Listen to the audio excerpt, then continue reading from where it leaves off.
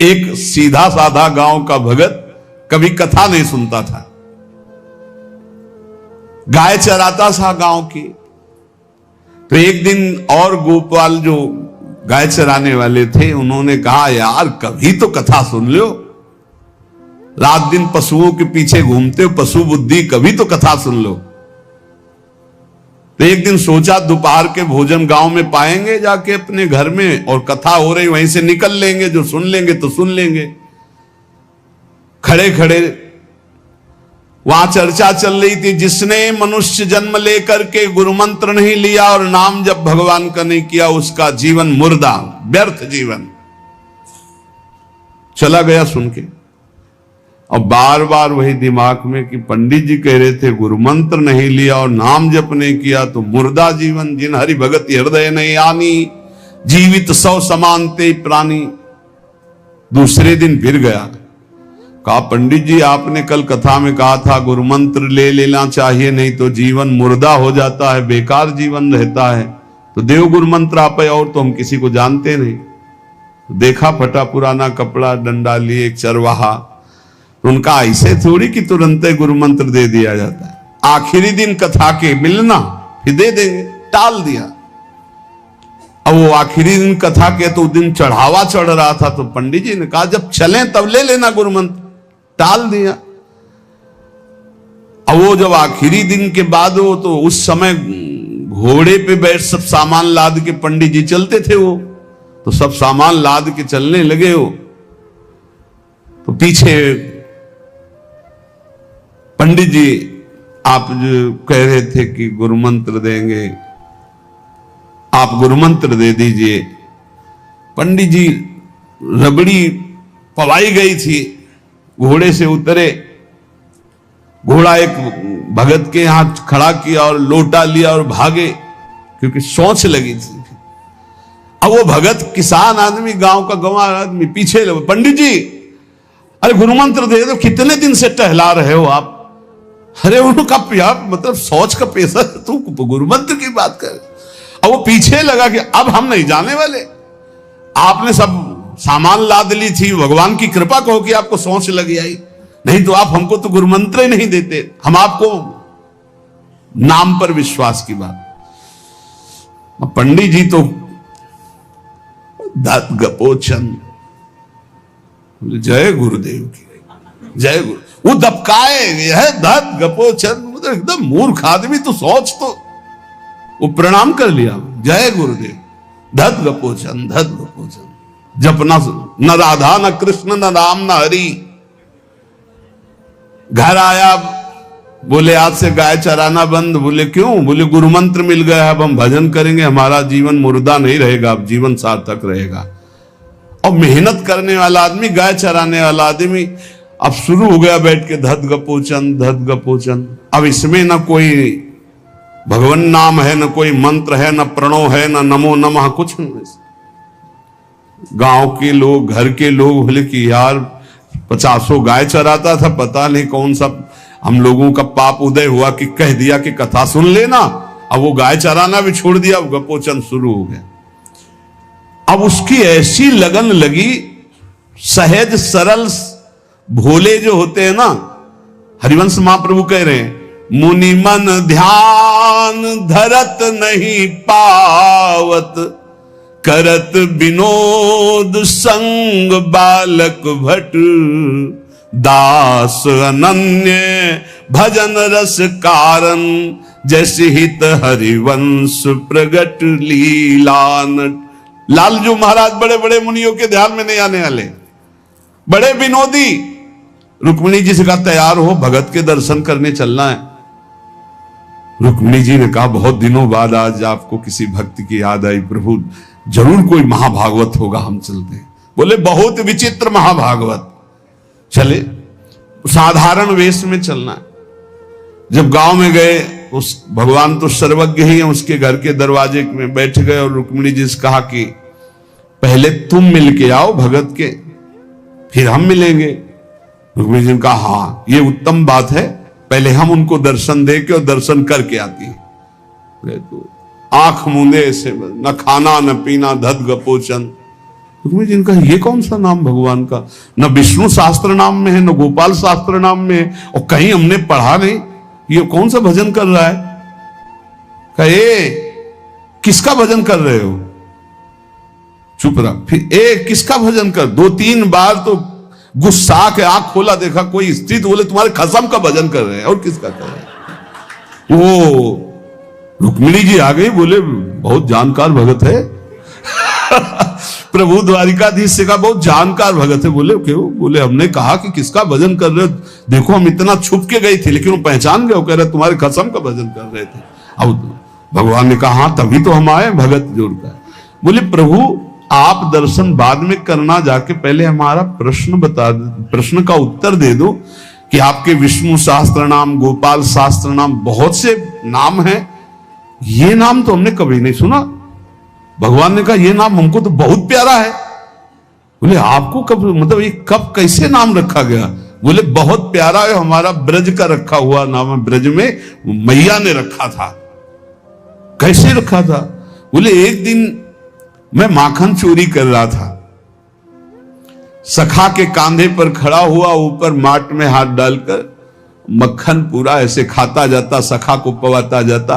इतने में मैया और गोपी जन आ गई। एक कन्हैया ये क्या कर रहा है? अब हमने देखा कि फंस गए। हमने कहा कि मैया हमें बहुत भूख लगी थी और देखा कि इसमें चींटी चढ़ी हुई है, तो हम चींटी निकाल रहे थे। तो बोले चींटी कैसे निकाल रहे थे? यहां पूरा हाथ सना हुआ है तुम्हारा चींटी। बोले अरे भैया तू बावरी, जब चींटी को ऐसे निकालने करते वो अंदर चली जाती तो खबो खबो के निकाला, इसलिए ऐसा इतना हाथ हो। बोले यहां मुंह में भी जब तुम्हारे मक्खन लगा, एक मक्खी बार बार उड़ रही थी तो हम ऐसे मारा तो पूरा मुंह में मक्खन लगा। मैया ने कहा धत गपोचर। बोले ये उस समय का नाम रखा हुआ है, मेरा बाल गोविंद में जब मैया ने रखा था मक्खन चोरी के समय उस। अब आप विचार करके देखो, भगवान का साक्षात्कार गुरु वचनों पर विश्वास होने पर साधारण शब्द बोला तो भगवान तो सर्वलोक महेश्वर सर्वज्ञ, उनके सब अक्षर, जैसे हर अक्षर में आ विराजमान है, का खा गा घा आ, ऐसे ही सब अक्षरों में ब्रह्म विराजमान है। फिर राधा नाम तो स्वयं हरि जपते हैं, और राधा नाम तो परम प्रेम में है और बड़ा गुही है। विश्वास करके जब वो धदगपोचंद जपा तो रुक्मिणी और द्वारिकाधीश भगवान दर्शन देने आ गए, और तुम विश्वास करके राधा राधा जपोगे तुम्हें नहीं प्राप्त हो जाएगा? अरे यही राधा स्वयं भगवान हरि जपते हैं। इसलिए पहला जीवन का चरम लक्ष्य भगवत प्रेम, भगवत प्राप्ति। दूसरा, हमारी बुद्धि केवल विचार करे तो श्यामा श्याम के ही विषय में, किसी व्यक्ति वस्तु स्थान का अगर हमारा चिंतन हो रहा, संबंध हो रहा, तो श्यामा श्याम के संबंध से हो। जैसे गोस्वामी तुलसीदास जी कहते, नाते नेह राम के मनियत सुहृद सुसेव्य जहां लो। अगर ऐसा नहीं तो फिर हर वस्तु व्यक्ति स्थान में एक आसक्ति है, वो बांध लेगी, आप श्यामा श्याम तक नहीं पहुंच पाएंगे। इसलिए बुद्धि का जरूरी है प्रिया प्रीतम में स्थित होना। अगर बुद्धि ये निश्चय कर ले कि परम सुख स्वरूप श्यामा श्याम ही हमारे हैं, हम श्यामा श्याम के हैं, सुख है तो श्यामा श्याम के नाम में, रूप में, लीला में, धाम में। अभी आपने सुना आनंद का तारतम्य। तीसरा, जो गुरुदेव ने नाम दिया है इससे बढ़कर महत्व तो किसी नाम में नहीं होना चाहिए। किसी की निंदा नहीं, सब नाम हमारे प्रभु के हैं, पर हमारे लिए सर्वश्रेष्ठ नाम हो गया जो गुरु ने दिया है, जो मंत्र दिया, जो नाम दिया। एक एकांतिक में आए और बोले हम कुछ 2-4-6 महीने से हम आपके शिष्य हैं, मंत्र ले लिया है। स्वप्न में एक महात्मा आए और उन्होंने हमको और मंत्र दिया है, तो अब तो हम समस्या में फंस गए कि आपका दिया गुरु मंत्र जपें या स्वप्न में कोई और महात्मा आए थे उनका दिया जपें, क्या करना चाहिए? हमने कहा तस्मात् शास्त्रम प्रमाणम। जब सप्तऋषि जी आए, स्वप्न में नहीं, सीधे साक्षात आए पार्वती जी के पास। और कहा ये किसके लिए तपस्या कर रहे हो? महादेव जी के लिए। महादेव जी में क्या है, चलो हम तुम्हें भगवान नारायण को पति रूप में, भगवान विष्णु वैकुंठाधिपति अपार वैभव, उनको। तो जो माता जी ने बात कही पार्वती मैया ने, वही बात पकड़नी है। उन्होंने कहा तजऊ न नारद कर उपदेशु, आप कहें सतबार महेशु। सप्तऋषियों, अपने गुरुदेव नारद जी के उपदेश का मैं कभी त्याग नहीं कर सकती, चाहे स्वयं इष्ट देव भगवान शंकर आकर सैकड़ों बार कहें तो भी। तजऊ न नारद कर उपदेशु, आप कहें सत बार महेशु।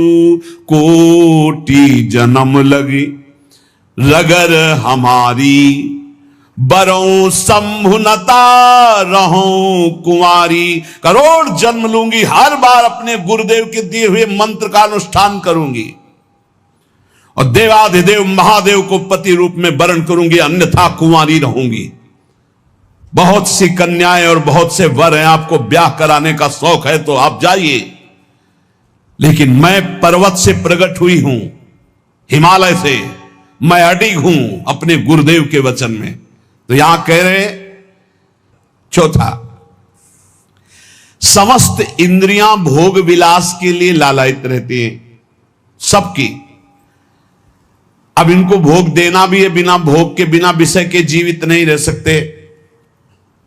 शरीर चलाना है, सेवा धर्म पूर्ति करनी है, पानी पीना भी विषय है, अन्न पाना भी विषय है, देखना भी विषय है, सुनना भी विषय है, सब विषय के अंतर्गत आता है। तो यहां अपनी इंद्रियों से जो विषय ग्रहण करना है वो भागवतिक करना है। जैसे हमें पानी पीना है तो प्रभु को अर्पित करके राधा वल्लभ लाल की जय, और फिर भावना करो हृदय में प्रभु विराजमान है, जलपान कर।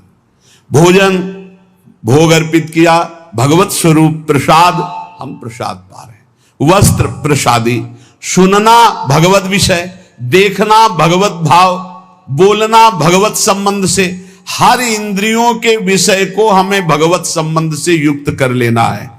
यदि भगवत प्राप्ति करनी है, भगवत प्रेम प्राप्त करना है, तो पहला चरम लक्ष्य, मुझे इसी जन्म में भगवत प्राप्ति करनी, भगवत प्रेम प्राप्त करना है।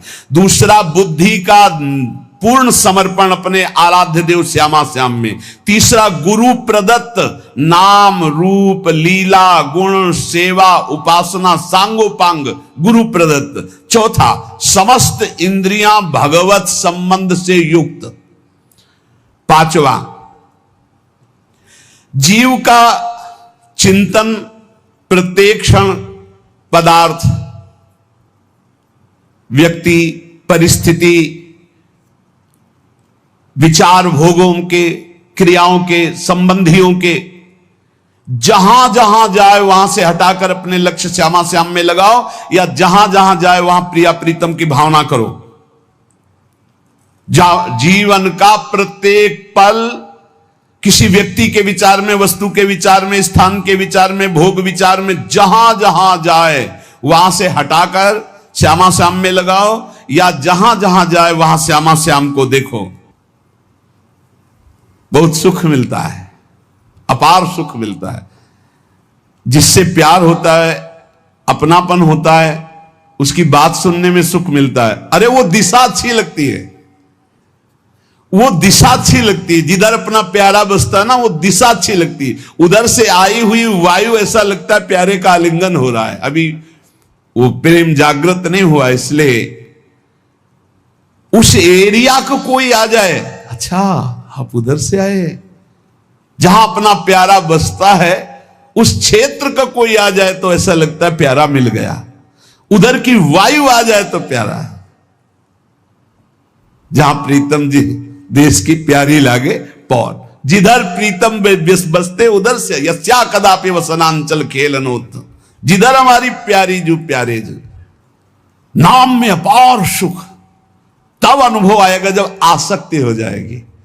अभी आसक्ति अन्यत्र है, नाम में आसक्ति तो है नहीं। तो एक उपासक, ये मुझे नाम जपने में श्रद्धा नहीं हो रही, बिल्कुल ना हो, आप चिंता मत करो। भाव शब्द समझिए, कुभाव अनख आलसहु, नाम जपत मंगल दिशि दसहु। भाव से जपो, कुभाव से जपो, मन लगे या ना लगे तुम्हें फल मिलेगा, पक्का मिलेगा, मंगल दसों दिशाओं में होगा। विश्वास करके जपो तो, और एक दिन जब स्वाद लग जाएगा तब आप भी ऐसे ही बोलोगे जैसे बड़े बड़े संत महापुरुष बोलते हैं, नाम जीवन, नाम सर्वस्व, नाम ही हमारा प्राण धन। 8वां, जीवन में राग द्वेष न रह जाए। बड़ा खतरनाक है ये राग द्वेष। अगर किसी से राग है तो बड़ा सूक्ष्म होता है राग का धागा, और वो जब हमारे ऊपर संकट आएगी, विपत्ति आएगी, या तो वो धागा दिखाई देता कि अभी वो है ना। द्रौपदी जी को पहले श्री कृष्ण याद नहीं आए, 5 महारथी पति है अतिरथी, वो याद आए, फिर भीष्म आदि याद आए, फिर अपनी भुजाओं का बल, फिर दांतों का बल, और जब निर्बल तब महाबल। सुनेरी मैंने निर्बल के बल राम, महाबल प्रभु श्री कृष्ण का तब जागृत हुआ। ये राग बहुत खतरनाक है, किसी से राग ना करें। यही राग जब प्रियालाल के चरणों में अर्पित हो जाता है तो अनुराग कहलाता है। जब शरीर भोग, शरीर संबंधी, यही बहुत फंसाव वाला जन्म मरण चक्र का मूल यही राग है। और जब इसमें बाधा पड़ती तो द्वेष हो जाता है। द्वेष बहुत खतरनाक है। भजन कर रहे हैं, कई वर्ष पहले किसी ने कुछ कहा, याद आ गया और जलने लगा हृदय, उसकी पूरी सामने झांकी है। भजन कर रहे हैं प्रभु का और झांकी है उस द्वेष जिससे हुआ है और हृदय जलने लगा।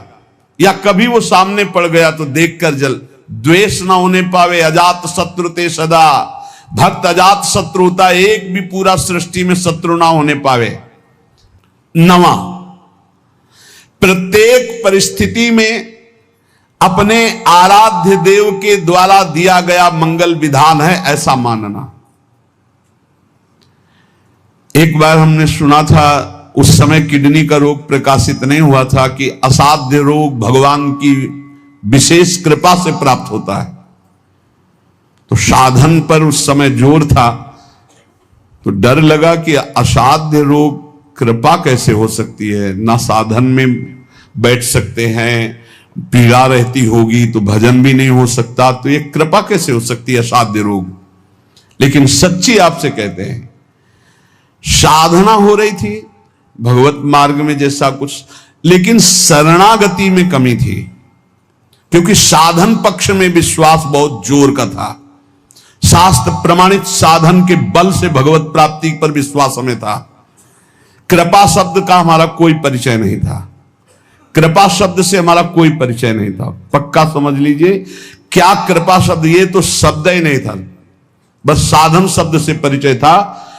अपनी इंद्रियों को बस में करो, मन का निग्रह करो और भगवान का निरंतर भजन करके परम पद प्राप्त करो। हर समय अपने साधन में लगे रहो। जब किडनी फेल हुई, साधन शब्द हटा, अब हाहाकार मच गया अहंकार में। अब क्या, फिर जो अहंकार शरणागत हुआ, फिर बात बन गई जो करोड़ों जन्मों की साधना से नहीं बनती, वो इस असाध्य रोग ने काम बना दिया। कह रहे हैं कि प्रत्येक परिस्थिति में पूर्ण कृपा, पूर्ण मंगल विधान देखना, ये 9वां सूत्र है। जैसी भी परिस्थिति आवे, चाहे जितना विकराल रूप लेकर के आ जाए परिस्थिति, कृपा ही कृपा, कृपा ही कृपा, सच्ची मानना, परिणाम में देखना बड़ा मंगल और बड़ी कृपा होगी। 10वां, प्रेम प्राप्ति के मार्ग के पथिक का जीवन बड़ा विनयमय, बड़ा विनम्र, बड़ा संयमी, सदाचारण पूर्ण, त्यागमय और शांत सुख स्वरूप, प्रेमी महात्मा का ये स्वरूप। बड़ा विनम्र जीवन, बड़ा विनयमय जीवन, बड़ा संयमित जीवन, सदाचार पूर्ण और त्याग रूप, त्याग की चेष्टा नहीं, वो त्याग रूप ही है। प्रभु के सिवा उसे कुछ अच्छा नहीं लगता। कुटुंब देहते जाए छूट सब ही विधि ना तो। और अद्भुत शांति, अद्भुत शांति, कोई भी द्वंद आ जाए उसे अशांत नहीं कर सकता। 11वां, श्री राधा माधव के नित्य नूतन परमानंद प्रदान करने वाले पदों का गायन, उनकी सेवा, उनके प्रेमी जनों के दर्शन संभाषण, तब ऐसे प्रेमानंद की तरंगे हृदय में उछलती रहती है जिससे लीला रस में उसका प्रवेश हो जाता है, तब उसका लीला रस में प्रवेश हो जाता है। इसलिए अपने जीवन को महाप्रेम में बनाने के लिए जो आप सत्संग में श्रवण करते हैं, ये बड़े सौभाग्य से श्रवण कथन का हमें प्रभु ने अवसर दिया है। हम इसे व्यर्थ न जाने दें, बार बार मनन करो। देखो भगवान की इतनी कृपा हो गई, ये यंत्र मोबाइल आदि जो है, अगर इनका सही प्रयोग करे तो ये बहुत सहायक है। एक बार सत्संग हो गया, जो पकड़ पाए नहीं, हम 10 बार सुनेंगे तब तो हम पकड़ लेंगे ना। तो 10 बार कैसे सुनते? अगर ये मोबाइल ना होते, ये यंत्र ना होते तो हम कैसे सुनते?